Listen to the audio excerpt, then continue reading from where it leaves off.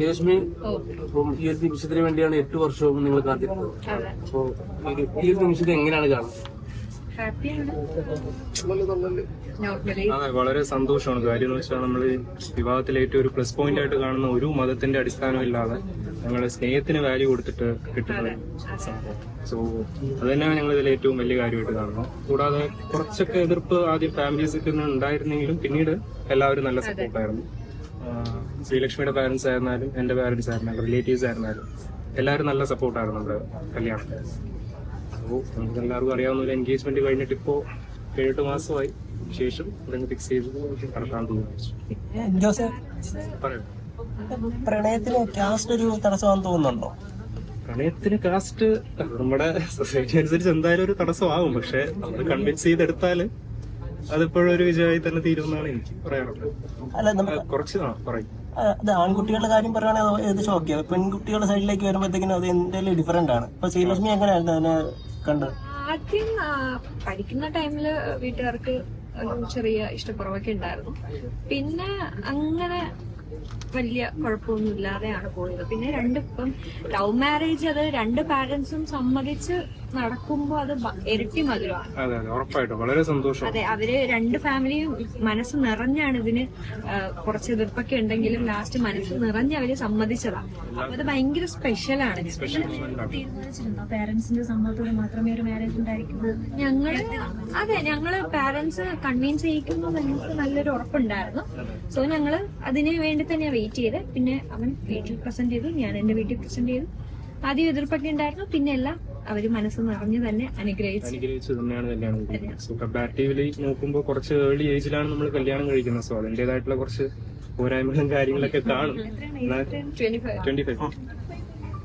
അതെ, ആരും ചെക്കന് കുറച്ചുകൂടെ 25 ആണ്. രണ്ടാൾക്കും 25 സെയിം പ്രായം.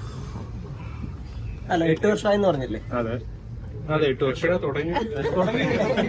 ഞങ്ങള് സത്യം പറഞ്ഞാല് +2 പഠിക്കുമ്പോ ഞാനൊരു ട്യൂഷൻ ക്ലാസ്സിൽ പോയാണ്. അവിടെ വെച്ചാ ശ്രീലക്ഷ്മിയെ കണ്ടുമുട്ടിയത്. സോ അതിനുശേഷം രണ്ടുപേരും കണ്ടു. ശ്രീലക്ഷ്മി തന്നെയാണ് ഫസ്റ്റ് ക്രഷും ഫസ്റ്റ് ലവും. അതെ, എനിക്ക് ശ്രീലക്ഷ്മി ഇരട്ടി മധുരം. അതെ, ഇരട്ടി മധുരം.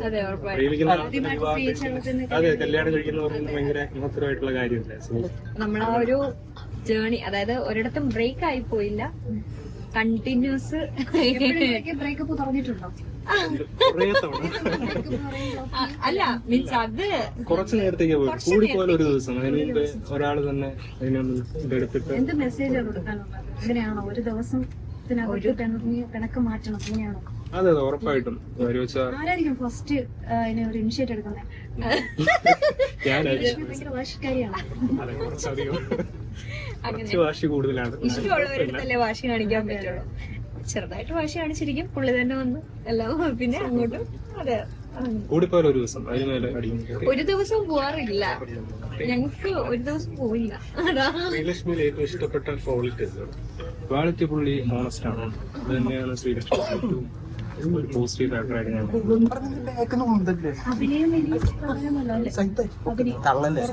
ശ്രീലക്ഷ്മിയുടെ ഒരിക്കലും ഒരു തടസ്സമില്ല. അതിപ്പം ഫാമിലി ആയാലും ബാക്കിയുള്ളവർ, ഞാൻ എന്റെ പേഴ്സണൽ ഡിസിഷൻ ആയാലും അതിനൊന്നും ഒരു തടസ്സമില്ല. ശ്രീലക്ഷ്മിക്ക് ആഗ്രഹം ഉണ്ടെങ്കിൽ ഉറപ്പായിട്ടും അഭിനയം തരാം. ഞാൻ എന്തായാലും ഒരു കാരണമാണ്. സീരിയലാണ് റീസെന്റ് ചെയ്യുന്നത്. അതുമായിട്ട് മോണായിട്ട് പോകും. ശ്രീലക്ഷ്മിക്ക് ആളിൽ ഇഷ്ടപ്പെട്ട ഏറ്റവും നല്ലൊരു ക്വാളിറ്റി? എനിക്കെപ്പോഴും പുള്ളി കുറച്ച് എന്താ പറയാ സൈലന്റ് ക്യാരക്ടറാണ്. എനിക്കത് ഭയങ്കര ഇഷ്ടമാണ്. കാരണം എന്തെങ്കിലും ഉണ്ടെങ്കിൽ അത് സൈലന്റ് ആയിട്ട് തന്നെ കാര്യങ്ങൾ ഡീൽ ചെയ്ത് പോകും. ഓവർ ടെമ്പർ എനിക്കറിയില്ല. എനിക്കത് കുറച്ച് ഇഷ്ടമുള്ള ക്യാരക്ടറാണ്. ഉറപ്പായിട്ടും ലവബിളാണ്. കല്യാണത്തിന് ശേഷമുള്ള പ്ലാനുകളൊക്കെ? ബ്രോ, എനിക്ക് സത്യം പറഞ്ഞാൽ ഞാനിപ്പോ വർക്കിംഗ് ആണ്. ബാംഗ്ലൂർ മെഡിക്കൽ കോളേജ് ലെക്ചറായിട്ട് വർക്ക് ചെയ്യും. സോ അങ്ങോട്ടേക്കാണ് റീജോയിൻ ചെയ്യാനാണ് പ്ലാൻ ഇട്ടേക്കുന്നത്. മാത്രമല്ല ഞാൻ അവസാനം 4 മന്തായിട്ട് ഒരു കോഴ്സ് പഠിക്കുകയായിരുന്നു. അതിന്റെ കൂടി ജോബ് നോക്കുന്നുണ്ട്. യാത്രകളൊക്കെ പ്ലാൻ ചെയ്തിട്ടുണ്ട്. ഇല്ല, ആസ് ഓഫ് നൗ ഒന്നും പ്ലാൻ ചെയ്തിട്ടില്ല. ഇനി വേണം അതിന്റെ കാര്യങ്ങളൊക്കെ തുടങ്ങാൻ. ശ്രീലക്ഷ്മിയെ കൊണ്ട് കാണിച്ചു കൊടുക്കണമെന്ന് ആഗ്രഹിക്കുന്ന പ്ലേസ് ഏതായിരിക്കും? കാശ്മീർ നോർത്താണ് നമ്മൾ പ്ലാൻ ചെയ്യുന്നത്. ഇതുവരെയ്ക്കും നമ്മൾ രണ്ടുപേരും അങ്ങോട്ടേക്ക് പോയിട്ടില്ല. സോ ഉറപ്പായിട്ടും ആയതിനു ശേഷം, കല്യാണം ആയതിനു ശേഷം അങ്ങോട്ടേക്ക് ഒരു വിസിറ്റ് ചെയ്യാൻ പ്ലാൻ ചെയ്യും. 8 വർഷത്തിൽ രണ്ടുപേർക്ക് വേറെ വേറെ പ്രൊപ്പോസൽസ് വന്നിട്ടുണ്ടോ? ശ്രീലക്ഷ്മിക്ക് ഒരുപാട് പ്രപ്പോസൽസ് വന്നിട്ടുണ്ട്. വന്നിട്ടുണ്ട്. അതെ, പിന്നെ ഒത്തിരി പേർക്ക് അറിയാമായിരുന്നു എനിക്കിങ്ങനെ റിലേഷൻ ഉള്ളവരൊക്കെ. കല്യാണ ശേഷം സീരിയൽ തുടരണോ? സീരിയൽ ഇപ്പം കണ്ടിന്യൂ ചെയ്യാൻ തന്നെയാണ് പ്ലാന്. ഇത് വേറെ മാറ്റും. ആൾക്ക് അഭിനയിക്കുന്നതിന് പ്രശ്നമൊന്നുമില്ല. ഇല്ല, എന്ത് പ്രശ്നമാണ്. പുള്ളി എന്നെ സപ്പോർട്ട് ചെയ്യുന്ന കൂട്ടത്തിലാണ്. അഭിനയം നന്നായിട്ട് കുറെ കൂടെയൊക്കെ മെച്ചം, മീൻസ് നല്ല ഫിലിമിലാണെങ്കിലും ഒക്കെ നോക്കണമെന്ന് പറഞ്ഞ് എന്നെ കുറച്ചും കൂടെ സപ്പോർട്ട് ചെയ്യുന്ന പുള്ളിയാണ്. എന്നെക്കാട്ടി സപ്പോർട്ട് ചെയ്യുന്ന പുള്ളി. എനിക്ക് നോർമലി ഞാൻ ഇച്ചിരി മടിച്ചിരിക്കുന്ന ആളാണ്. എന്തെങ്കിലും കാസ്റ്റിംഗ് കോഴ്സൊക്കെ വരുമ്പോൾ ഞാൻ ഇങ്ങനെ ആലോചിക്കും. പക്ഷെ പുള്ളിയാണ് അത് പറയുന്നത്, അത് കൊടുക്കുക, അത് നന്നായിരിക്കും. രണ്ടുപേരും കൂടി ഈ ഒരു അഭിനയം ഫീൽഡിലേക്ക് വന്ന സമയത്ത് ആളെടുത്ത് പറഞ്ഞിട്ടുണ്ടായിരിക്കുമല്ലോ, ഉറപ്പായിട്ടും എങ്ങനെയായിരുന്നു? അല്ല, പുള്ളി ഹാപ്പി ആയിരുന്നു. ഞങ്ങൾ പ്രണയത്തിലായതിനു ശേഷമാണ് ശ്രീലക്ഷ്മി അഭിനയത്തിലേക്ക് തുടങ്ങിയത്. ഞാൻ കോളേജ് ഫസ്റ്റ് ഇയർ പഠിക്കുമ്പോഴാണെന്ന് തോന്നുന്നു ശ്രീലക്ഷ്മി സൂര്യ ടിവിയിലെ ആദ്യത്തെ സീരിയൽ ചോക്ലേറ്റ് ചെയ്തിട്ടുണ്ടായിരുന്നു. പിന്നെ 2-3 സീരിയൽ എനിക്ക് തോന്നുന്നു നമ്മുടെ ഫ്ലവേഴ്സ് ടിവിയിലെ ഇത് കൂടത്തായി, സി ടിവിയിലെ പല പല സീരിയൽസ് ചെയ്തിട്ടുണ്ട്. മാത്രമല്ല സാന്ത്വനത്തിലെ ഒരു ചെറിയ വേഷം ഉണ്ടായിരുന്നു. അങ്ങനെ ഇപ്പോൾ കുടുംബവിളക്കിലെ സുമിത്രമ്മയുടെ മോളായതിനു ശേഷമാണ് ശ്രീലക്ഷ്മി ഇത്രയും ആ ഒരു ഫെയിം കാറ്റഗറിയിലെത്തിയത്. പ്രണയത്തിലായി പറഞ്ഞല്ലേ, എന്താ പ്രണയത്തിൽ ആയി എന്ന് പറഞ്ഞല്ലേ? അതെ, പ്രണയം തോന്നാൻ കാരണം എന്താ?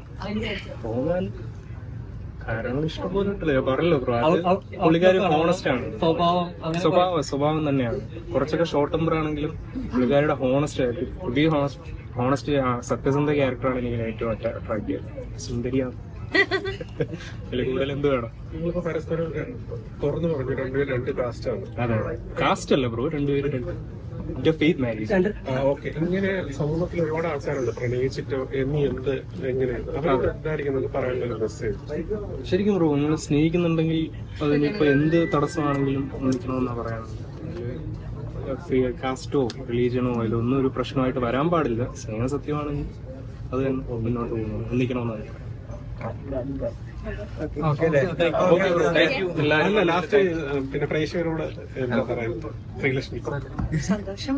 കല്യാണം കഴിഞ്ഞ ടൈമല്ലേ, അപ്പം എനിക്ക് സന്തോഷമാണ്. ഇത്ര തന്നെ. അപ്പം